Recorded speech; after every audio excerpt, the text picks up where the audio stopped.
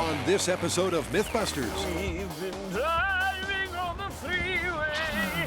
Adam and Jamie go green for science I'm actually getting kind of excited about this. and kick their engineering expertise into full throttle When I was a kid, I would have killed for one of these. Were you ever a kid? No. as they pit bike against car for the ultimate eco challenge. We're just getting started, too. It'd be awesome! Meanwhile, Carrie, Tori, and Grant Come here often. raid the arsenal for an explosive filmic fable You're John Malkovich. You don't get any here. and unleash the first RPG in MythBusters history. To find out if a bullet can beat a rocket-propelled grenade.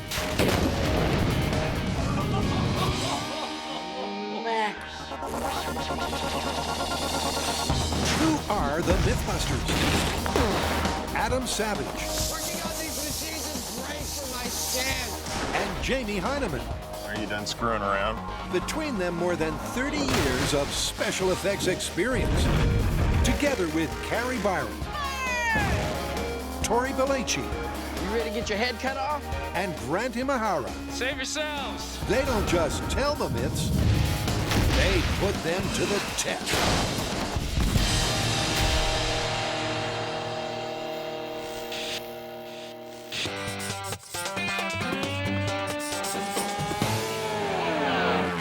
Jamie, you're a fan of motorcycles, right? Ever since I was 16. Really? They've had motorcycles that long? Here we go. Okay.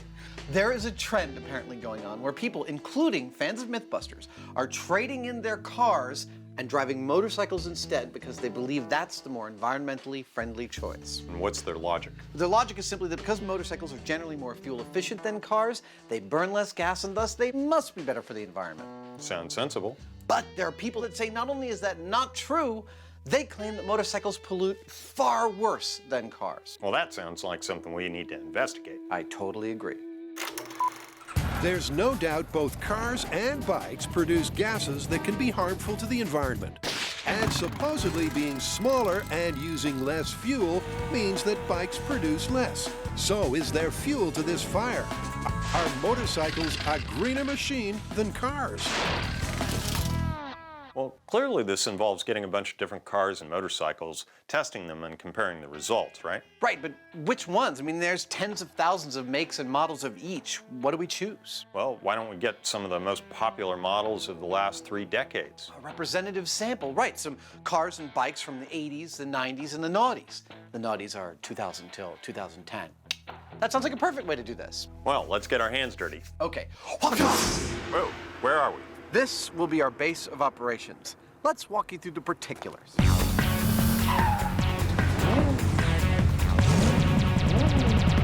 These are our test cars. We've got a car from the 80s, a car from the 90s, and a car from the noughties. We've also got some motorcycles. We've got one from the 80s, one from the 90s, and one from the noughties. We've chosen them based on their popularity within their respective decades. And obviously for this test, all those cars and bikes are going to do some driving. There is literally nothing fancy about the route we'll be driving today. No tricky maneuvers, no extreme road conditions. It is simply a 30-minute drive spread out over 20 miles and split 75% freeway driving and 25% city driving. So how are we going to measure our emissions?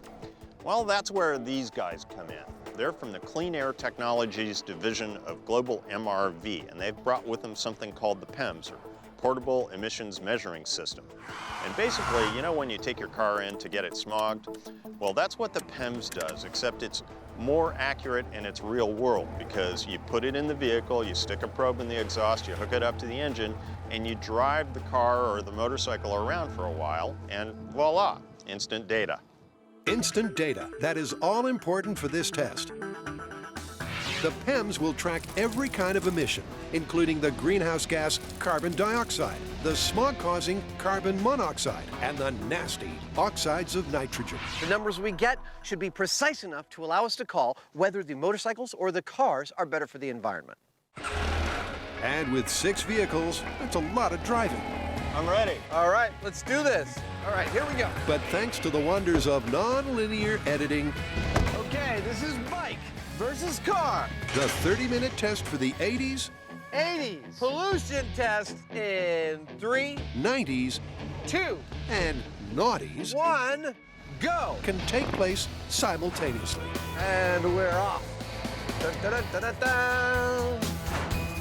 A left turn takes us into the neighborhood where we can do some city driving. Jamie's keeping up nicely. Everyone's going roughly the same speed. Test is going perfect. Everything is going perfectly. And Adam's running commentary gives us a very special insight. Ooh, I just burped and tasted a little bit of my lunch, enchiladas.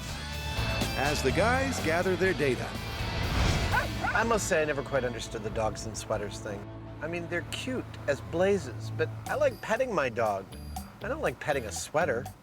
I'm really glad we had this time alone that we can talk.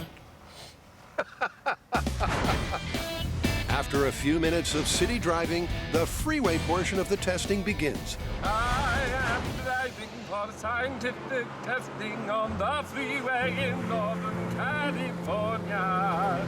I'm followed by Jamie and following a police car to gather the pollution data.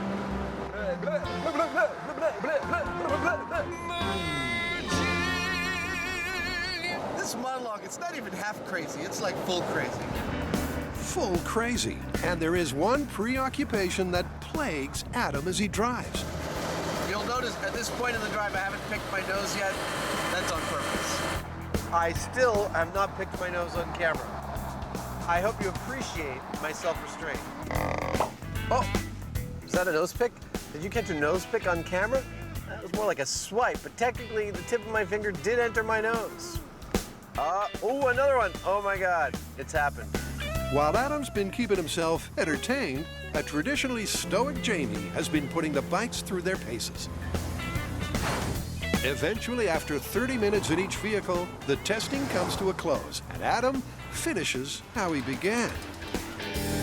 We've been driving on the freeway, testing our emissions in motorcycles and the car.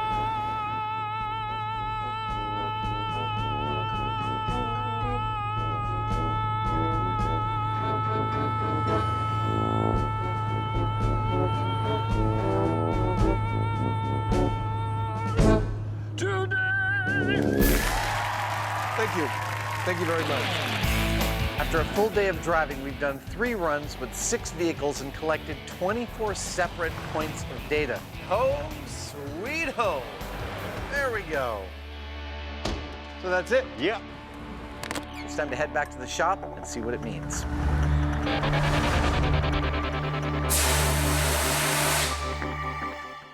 Next up, the guys are seeing red with an explosive myth.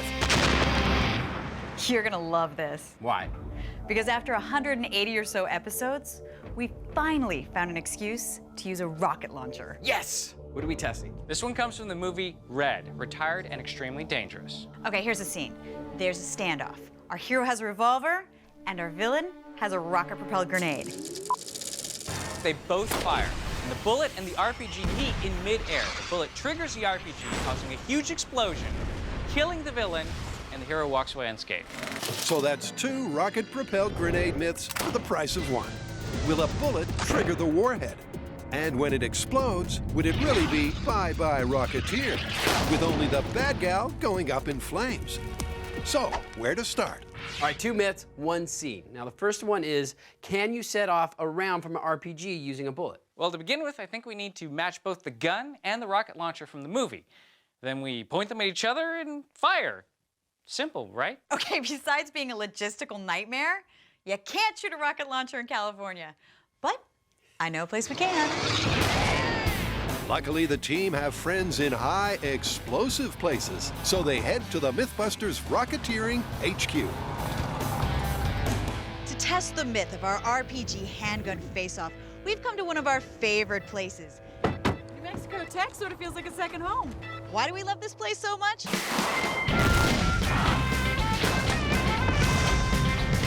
Well, they have 40 square miles of testing facility where they have gun ranges and bomb sites. How can you get any better than that? Well, by throwing in a license to fire these. So for this myth, we have 3 questions we need to ask. 1, how does an RPG work? Which end does a rocket go in? 2, what happens when an RPG and a bullet meet midair? And 3, when they do meet and the explosion goes off, who survives? And question 1, how does it work? Calls for a little RPG 101 with John Merkel. John, we've fired a lot of guns on the show, but never an RPG. Could you fill me in on the basic components? Okay, this is the launcher. It's pretty simple. It's basically a bunch of metal tubes welded together, and this is the rocket.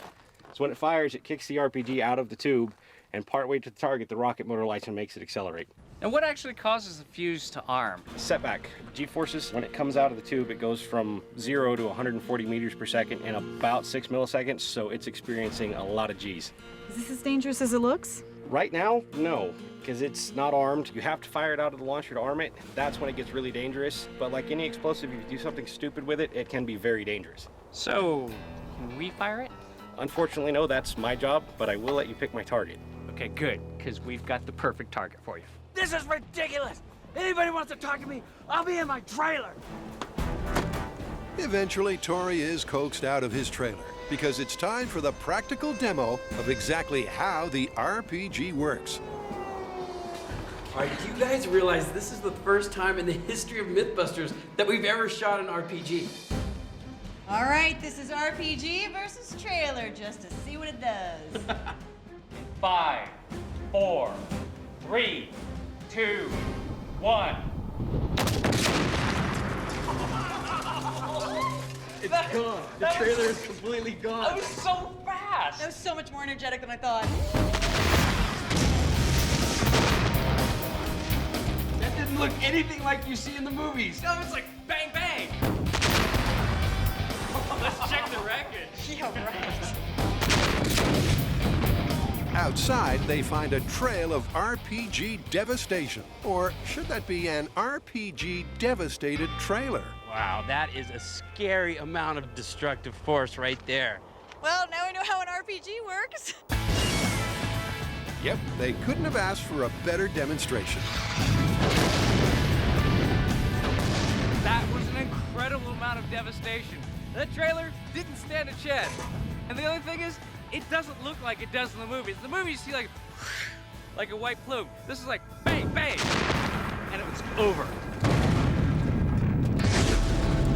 And after looking at the high speed of the trailer, we noticed one thing. After the trailer exploded, we saw hot molten copper continue on and actually burn holes into the steel armor behind it. The reason being is because an RPG isn't like a typical grenade that has an explosive charge that throws shrapnel. It actually has an inverted copper cone that is surrounded by a shape charge. And when that hits the target, the charge goes off and it actually pushes that copper out into a hot molten slug of copper that burns through steel. So not only is the RPG explosion nothing like the movie, it also throws forward a molten copper surprise, which doesn't bode well for the hero. Now we need to see what happens when a bullet meets an RPG. The hard part is going to be getting those two to match up. Let's get to work. That was incredible.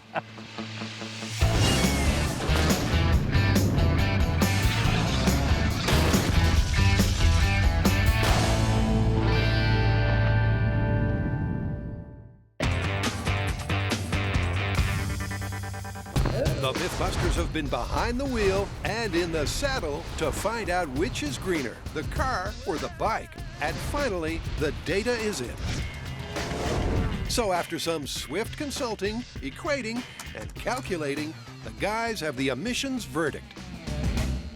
After running the numbers and looking at the outputs of pollutant gases from all the vehicles and getting some expert analysis from Professor Kent Johnson of the University of California, Riverside, we came up with some surprising results. First up in the MythBusters motorcycle versus car data crunch is fuel efficiency. Across all of the vehicles, the results were consistent. Motorcycles use less fuel than cars. Which makes sense. Motorcycles are lighter than cars, and thus they require less energy to push themselves forward. And you'd think that using less fuel would make them better for the environment. But you'd be wrong. From an emissions standpoint, let's take a look at the most populous of the gases that these vehicles put out, carbon dioxide. It's nasty. It's a greenhouse gas, so it contributes to global warming. and it makes up 90% of the emissions of an internal combustion engine. And because it's a direct byproduct of burning fuel, motorcycles, which burn less fuel, consistently produced less carbon dioxide than cars. But the other pollutant gases we measured tell a totally different story. Hydrocarbons, for example, cause smog, cancer, asthma, emphysema, and a host of other nasties, and motorcycles produce far more than cars. Oxides of nitrogen, responsible for smog, lung ailments, and acid rain. Motorcycles produced up to 3,200% more than cars. And carbon monoxide is an air pollutant and poisonous for animals to breathe. Well, motorcycles produce up to 8,000% more than cars. In summary, while we found that motorcycles were more fuel efficient than cars and put out a lot less carbon dioxide, the amount of polluting gases they put out was vastly worse. This myth is about someone that traded their car for a motorcycle because they believed it was better for the environment. And they were wrong. At best, it's a wash. Motorcycles are just as bad for the environment as cars. At worst, they're far worse. Yep, the data doesn't lie. The cars are cleaner, but bikes and MythBusters go way back, and they're not done yet. By combining Heinemann ingenuity with savage savvy, they're taking this myth to the max. Now that is a cool looking design. Can they put bikes back on track by creating the ultimate clean green machine? It's starting to look sexy.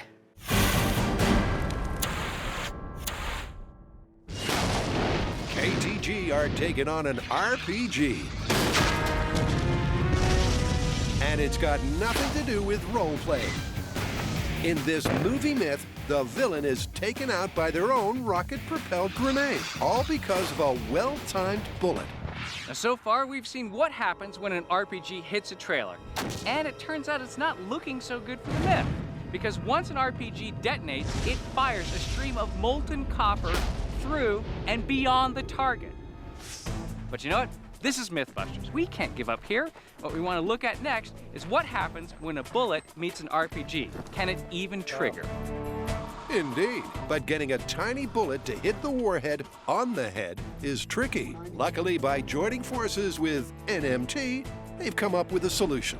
All right, Leonard, you built this system. Tell me a little bit about it. Well, this was actually designed, Tori, from friends of ours up in Huntsville, Alabama, Arctic, and they call it rocket on a rope. So it's kind of like soap on a rope, but a little bit more dangerous. Yeah, a lot more power. More powerful and more deadly. And here's why. Now, obviously, this isn't a real RPG. This is an inert one because we're not crazy. Right here is our launcher. It's a steel tube. The RPG will go into that. Right here is where our firing pin will be. Once that starts, pressure will build up inside this pipe, and it'll push our rocket on the sled down these lines towards our gun. That quick change in acceleration arms the warhead, and it travels down this line, which is tensioned at 3,000 pounds, so it can handle the rocket and keep it on a level and straight path. When that sustainer motor kicks in, that's when we really start cooking. Now, at some point along the line, the RPG will actually hit a tripwire that will activate our gun. Now, I know this doesn't look like the gun in the movie, but it does exactly the same thing. And the bullet, which is the same caliber as in the movie, will come firing out of here right into the tip of the RPG. And then we'll finally find out what happens when bullet meets RPG. With their ingenious rocket on a rope rig primed and the gun loaded, it's time to hunker in the bunker. Okay, RPG versus bullet. Go for launch. All right, here we go. In 5, 4, 3, 2, 1. Whoa! Do you think maybe the bullet disabled it? I don't know. High speed. Let's go look at the high speed. Check the high speed. It all happened in the blink of an eye. But it does seem like there was a trip-up with the tripwire.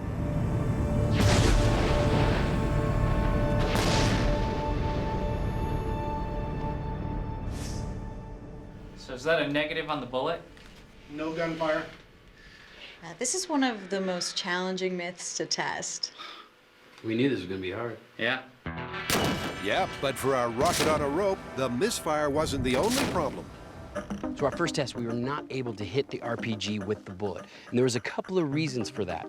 One, the lines were not tight enough. So as the rocket came down the line, it was bouncing around. By the time it got to the bullet, it was actually out of line with the barrel of the gun.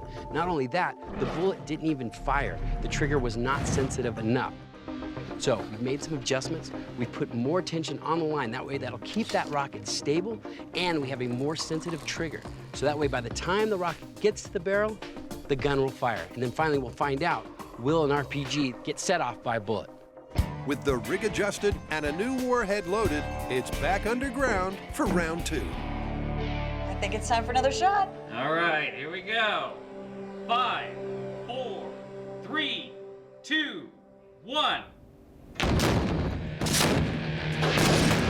Wow, it definitely exploded. I don't know if it was because of the bullet. Hard to tell. Let's look at the high speed. Oh, this is crazy. Crazy with a capital C. And it looks like they've gotten bullet versus RPG success. There's the tripwire. Bullet. It works! The bullet can set up an RPG! Dude, that's amazing. All right, so that part of the myth is confirmed. Amazing and confirmed, and all down to an incredible rig.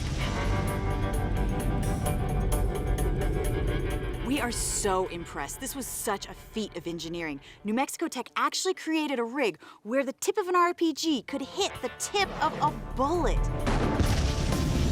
That's like 2 pencil erasers coming at each other at 1,000 miles an hour. And the myth is starting to look pretty good here. Now, to nail down who actually lives and who dies in this myth, we've got to do a few things. We've got to find out how fast the bullet travels, how fast the RPG travels, and then we can figure out where in the 80 feet between the good guy and the bad guy they would meet. So that means we need to get some bullets, we need to get some RPGs, and we can go shooting.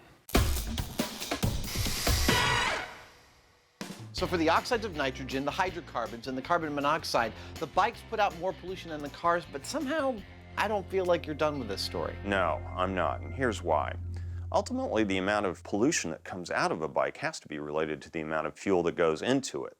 And while it's true that bikes are lighter and smaller than cars, and so they use less fuel, they'd use even less if they were more aerodynamic. Right, the fact is that bikes are totally aerodynamically inefficient. That upright rider presents a huge block to the wind. They're not designed like cars to slip through the air. Exactly, and so what I'm wondering is if we made a bike super streamlined, could we reduce its fuel usage to such a degree that it would actually beat the fuel pollution standards of cars? You want to build a super streamlined bike and put it to the test. I do. I love it, let's do it. The plan is to create an aerodynamically efficient bike. And for that, the MythBusters fire up the old gray cells for one heck of a brainstorm. So, making one of those super aerodynamically efficient, how do we do it? Well, it's got to be some kind of a shell, and it's got to be lightweight and pretty much got to cover the whole thing. In this concept cyclone, something like a teardrop with the bike in the middle. A whole load of ideas are thrown up in the air. I was thinking more like a tuna, where the tip can be a little bit more pointed. It's kind of like an igloo. What if this thing was like a big sphere? And just like lightning, one idea strikes them as the best way to go. I'm actually getting kind of excited about this because motorcycles are these wonderfully kind of macho things. And I see this kind of idea of a comet or a fireball kind of a thing as being really pretty sexy. The center of the sphere obviously has to be the center of the pivot. Then the thing does not change shape. Right, whether exactly. you're turning or not. Which I love. As the storm clears, the guys have worked out all the elements. These are steel. Like ribs. Yeah, secure it, and then you cut out an access port sized door. These would be covered by heat shrink. And have not just a design, but a plan too. Now that is a cool looking design. I've never seen anything like that before. If we did this, and we did this in the tubular steel, it's a really nice divide and conquer design. I love it. Let's do it. Okay. After a tremendous amount of back and forth, we have a plan, and that is it. With a little bit of bent tube steel, some heat shrink plastic, and a couple of dozen hours, I think we'll have our bike fairing. I'm followed by Jamie and following a police car to gather the pollution data. It seems that cars have the edge on bikes when it comes to being green. We found that motorcycles were more fuel efficient than cars and put out a lot less carbon dioxide. The amount of polluting gases they put out was vastly worse. So now the guys are creating a super streamlined motorcycle to increase its fuel efficiency and minimize its emissions. Now, a lot of bikes normally have fairings on them, which are plastic cowlings that cover the front portion of the bike to reduce wind resistance. In our case, we're going to get considerably more involved, however, and we're going to build a fairing that covers the entire bike, its passenger included. A little more crouchy than that. This device will cocoon the cyclist inside, making it more aerodynamic, greener, and eco-competition for the car. This is our stripped-down bike, and very soon a bunch of steel like this is going to make the frame for our fairing. And the frame is going to be comprised of two parts. One is large overarching circle, which Jamie is going to ring roll, and a bunch of horizontal ellipses, which I'm going to hand bend with a conduit bender. Getting the steel frame perfect is crucial, as the design literally hangs off of it. I love bending metal. Soon, what starts out as a series of bent steel rods is welded together to become one half of the fairing. Wow. That is a pretty thing. It is, isn't it? I don't care what it's for. It's just plain lovely. Yeah, let's make a whole bunch of them. A little more measuring, welding, and bending, and they've got what looks like a giant hamster ball. That is freaking sexy, man. More surface area, but it's smoother. Oh yeah, totally. With the sphere complete, they cut out the part where the bike will go. I like it. When I was a kid, I would have killed for one of these. Were you ever a kid? No. And since the bike fits snugly, it's time for the Comet to get its tail. How about that? That is freaking awesome. It's starting to look sexy. It's kind of different, you know?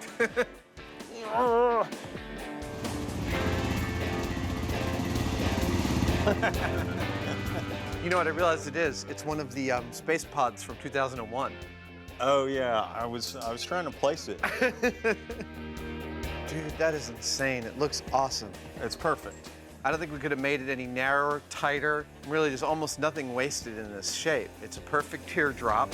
A perfect teardrop. But there's just one more thing to complete their aerodynamic design. So this frame that we've spent all this time building isn't what makes this bike more aerodynamic. It's actually the skin we put on top of this frame that will do all of that work. And this is our skin. It is a roughly clear plastic that shrinks when you heat it. So we're going to put it all over this frame. Then we're going to heat it with a blowtorch until it's drum tight. And that ought to make this the aerodynamic, fuel-efficient bike of our dreams. An aerodynamic bike of their dreams, and all by reducing a little thing called drag. Now, we know that the motorcycle is less aerodynamic than a car, and that is because of drag. The best way to visualize drag is to take a look at this clip. You see the ink floating behind the vehicle? That is a low-pressure bubble of air that the vehicle has to drag around because it's not properly aerodynamic. Our thinking is that the smooth front and sharp tail of our fairing will allow the motorcycle to slice through the air, spending less of its energy driving and saving fuel. If we're able to save enough fuel, the emissions might finally dip below that of the cars. That's looking great, isn't it? Yeah, it is. It's cooling down right now. That's when it shrinks, huh? Yeah. And in no time at all, the fairing is skinned. That is really, really pretty. That just looks freaking awesome. That was worth the wait. The fairing is finally complete, and just as the guys anticipated, the bike looks like a teardrop crossed with a comet. It's like giving birth, but in reverse. Lowering the back hatch now. Okay. What do you think? It's not at all uncomfortable once you're in here. That's great. Not at all uncomfortable, but its real test will be on the road.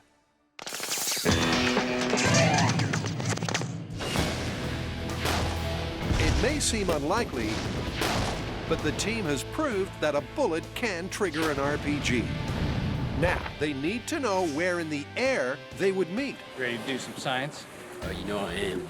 Down at the gun range, first they need to find out the speed of the speeding bullet. So what we are trying to find out is where between the two dueling shooters, the bullet and the RPG meet.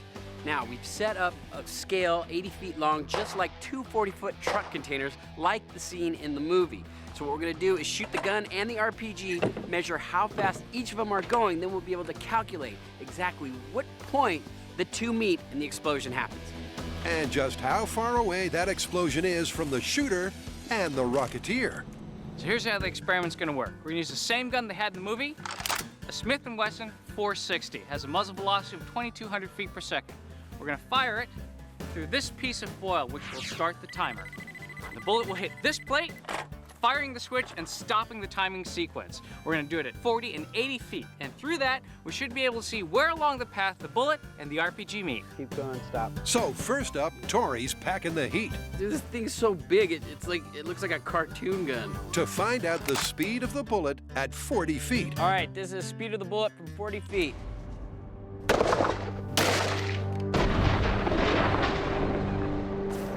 Good shot. Let's go see what you got. All right, see how fast that went. Pretty fast.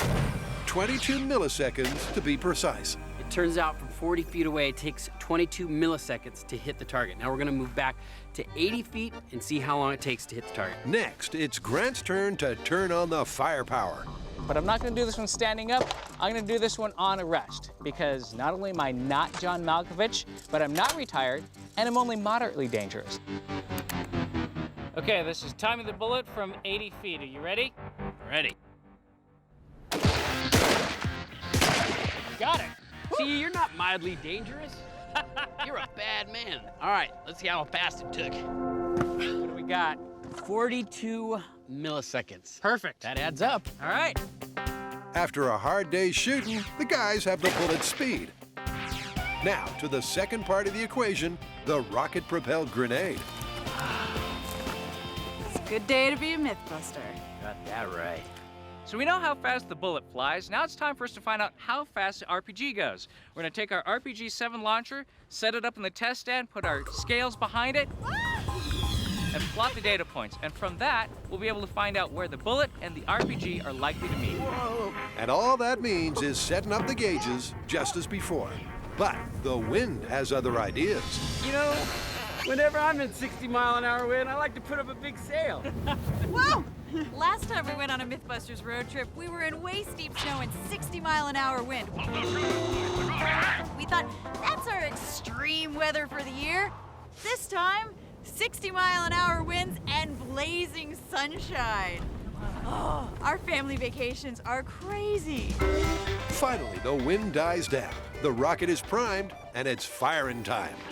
Okay, here we are. All right, now we can find out where the bullet and the rocket meet. Okay, this is RPG speed test.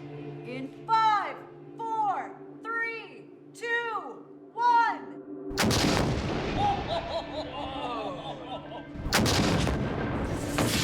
You see flash, boom. Okay, you can't see it traveling. You definitely need the high speed. Let's go do some calculations. Cool. Let's do some math. But before they get to the math, the power of the RPG has the team distracted.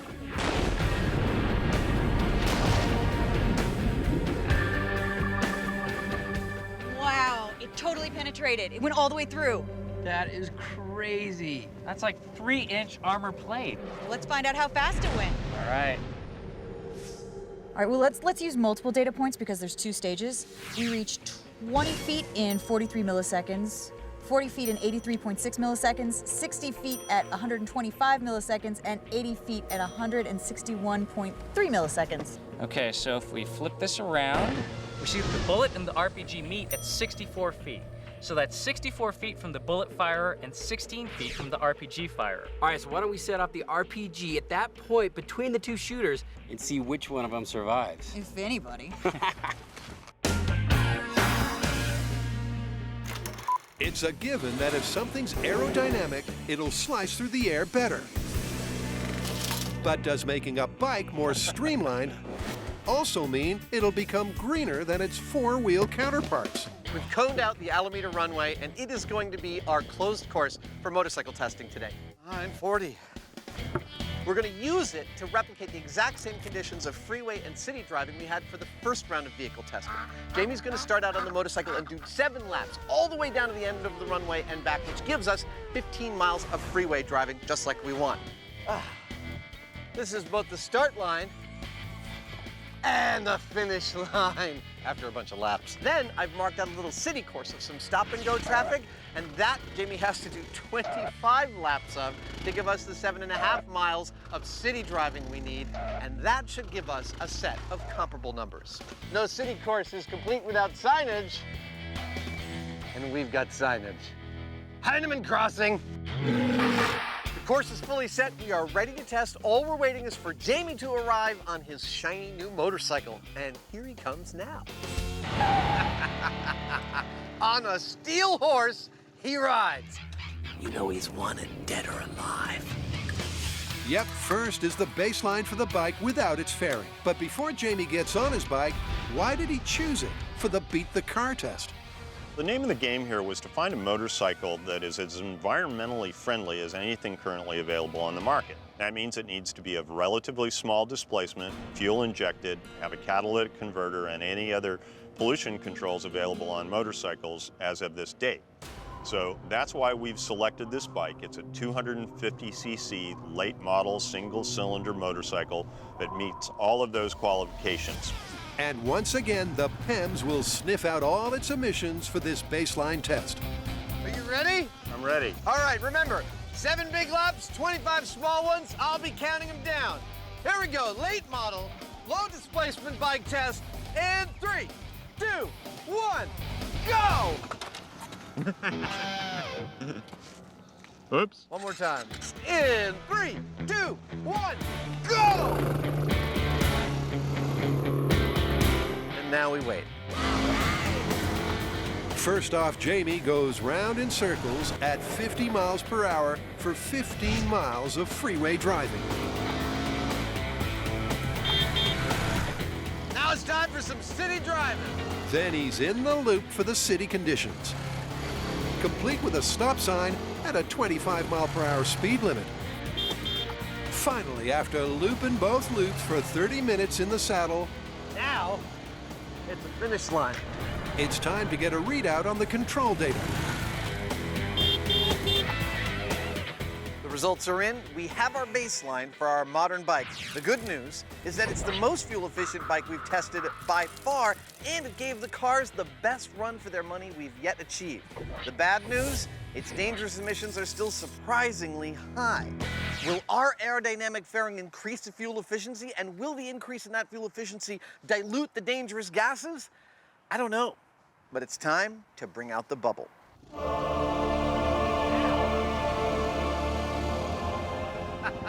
The bubble bike is ready for testing. Same track, same speed. Let's see how it stacks up. Their pimped-out ride should reduce the drag on the bike and make it far more fuel efficient, and thereby minimize its harmful emissions. Now it's time to put my money where my mouth is and see whether this thing does what it was designed to do, which is to improve the aerodynamic efficiency of this motorcycle and hence reduce its impact on the planet. Hopefully it'll do that and I won't crash or something in the process. Oh, the prototype approaches. Are you ready for this? I am, all set. All right, on the green flag. Bubble bike in 3, 2, 1, go! Restart. Bubble bike test in 3, 2, 1, go!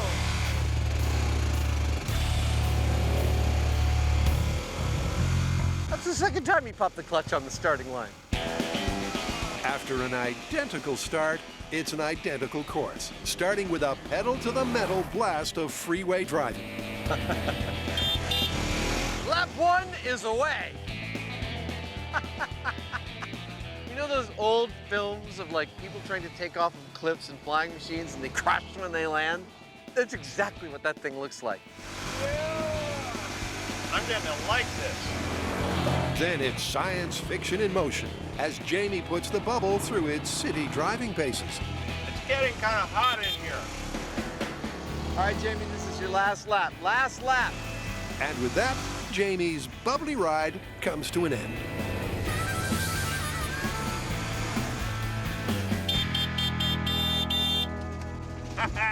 Nice work, man. You are done. How'd that feel? This thing is crazy, but I kind of like it. I'll tell you, it looks like a weird kind of primordial airplane every time it takes off down the lane. It's gorgeous. This thing really made me nervous at first because you can really feel the wind, a little gust, and it kind of pushes you sideways. But after a while, I started to dig it because it doesn't involve the kind of buffeting that you normally have on a motorcycle. You know, you're going down the road like this, and this thing is just smooth as butter. Occasionally, you kind of glide a little this way or that way if there's a strong wind, but it seemed to work quite well. The only question here is whether it takes less power to push it through the air, and that, from inside here, I can't really tell. We'll have to let the computer tell us. Indeed, finally it's down to the emissions data to either confirm or burst this eco bubble. I wish we had a second bike, then we could ride the two of them off into the sunset, you know? Sure, why not? Like the sign says, it's crunch time. Let's have a look at the numbers. All right, let's take a look and see how we did in the fuel economy category.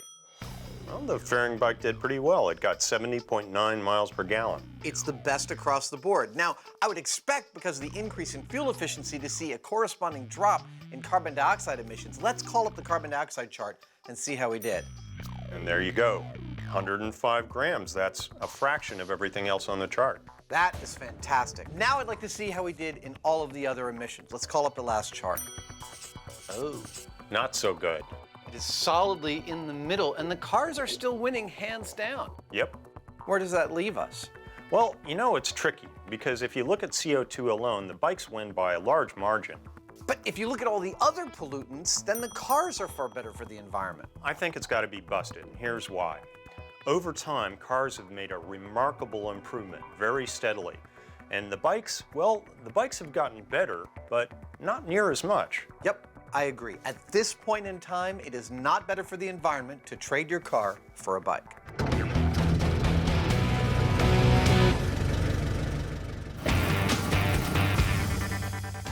In the deserts of New Mexico, it's time to test the survivability of this.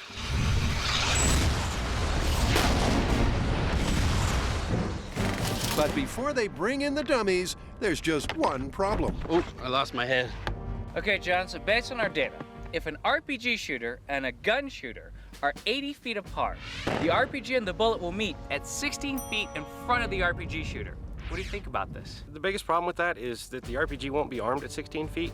It takes a lot farther to get out. The RPG is just going to keep right on going like a really big bullet. Yep, and that's all down to the two stages of the RPG's firing system.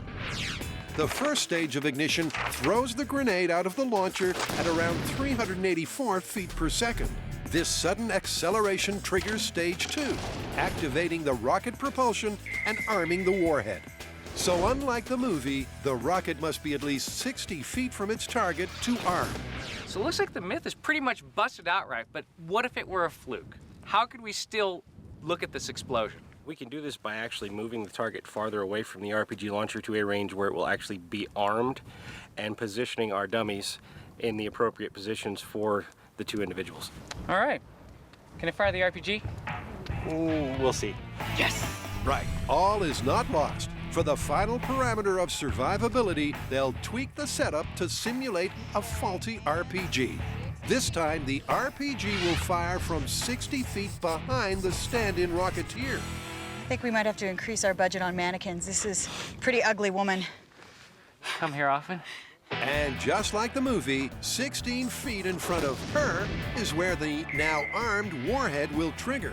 But instead of a bullet... Now this piece of acrylic is representing our bullet. Now we know once the RPG is armed, it doesn't take much to set it off. And finally, 64 feet from that is where a gun-toting dummy will be positioned. Oh, wait a minute, you're John Malkovich. You don't get any hair. And for the lethality of the blast, well, each dummy will have 2 gauges. All right, what I have here is a large piece of pork belly. This is gonna act like our human flesh. That's good, I like that. It's a nice hat. Firstly, the gory, low-tech version. Oh, God, it smells so bad. It's got muscle, it's got flesh, it's got fat. The shrapnel goes through this and through the mannequin. We know that's a kill. And second, the excitingly named high-tech version. To measure the blast wave of the explosion, we're using this. It's a bikini gauge. You know, when you said bikini gauge, I had something totally different in mind. Now, the way it works is that we have foil spread over holes that represent different tolerances for the overpressure. When the foil bursts, that will indicate our number. Now, if this right here bursts, that's 20 to 25 PSI. That means that our shooters died from just the pressure wave. With everything set, Perfect. let's count down to launch with a prediction. Nothing ever happens like it does in the movies. I mean, our woman is only 16 feet away from the explosion site, and 64 feet is really not that far away when you see the destructive force of an RPG. I think everybody's dying. Well, there's only one way to find out. They're bunkering down for the RPG survivability. Okay, this is Survivability Test, RPG shooter versus bullet shooter. In 5, 4, 3, 2, 1.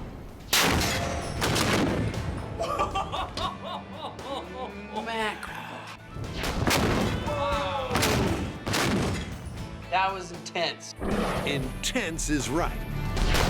Unsurprisingly, the RPG detonates and throws forward a shower of molten copper and debris. But did the dummies survive it? I don't believe this. She's still alive. In the movie, she was totally decimated. Yeah, and that goes along with what we've been seeing with these RPGs. I mean, they're not like regular grenades. It's very directional. But look at that. Our bikini gauges are still intact, which means she would have survived that blast wave. Unlike the movie, the villain made it through. But more surprisingly, so did the good guy. Oh my God, that is incredible. He did not get touched. I mean, he didn't get hit by one single bit. And look, our bikini gauge didn't get ruptured. Yeah, he may have survived, but just by luck, there was a stream of molten copper coming straight at him. If he were 1 foot over, he'd be totally Swiss cheese. Especially since in the movie, the warhead would not have been armed on contact with the bullet, but on contact with the gun-toting good guy. Yeah, this is the exact opposite of what it was in the movie. He would likely have been killed, and she would likely have survived. It's busted. Totally busted. Hollywood, not being scientifically accurate again. Huh. Look, I'll admit it, I was fooled by Hollywood, but here's why. Normally when we see an RPG hit something, there's a big flash and then that thing explodes. But in this case, the RPG exploded in mid-air. There was nothing to create any shrapnel. And the bullet, it didn't have very much mass, so there's nothing to stop that energy in its tracks. As a result, all the energy went forward exactly as it was designed to. Well, that didn't suck. No, it didn't. Another day of work for the MythBusters.